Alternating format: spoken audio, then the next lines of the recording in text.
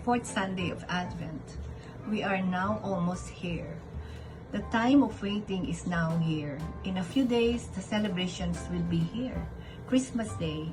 How did we prepare for this Christmas?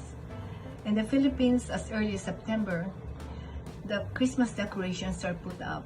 Christmas carols are being played all over the radio. But thank you for the usual and old ways of preparation na mga itinuro sa ating ng ating mga magulang at ng mga ninuno, ang simbang gabi. This is one way of preparing spiritually. And we try to attend the simbang gabi as much as we can.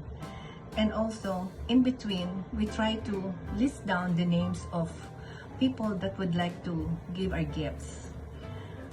For me, Christmas means family celebration. Just like the Holy Family.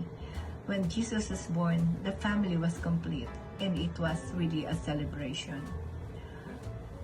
Pag Pasko, masaya at sama-sama tayong umaawit.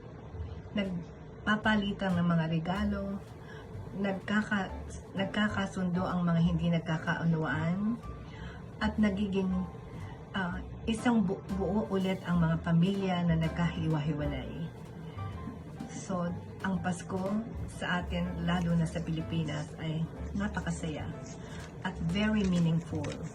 So, for everyone, maligayang Pasko at manigong bagong taon.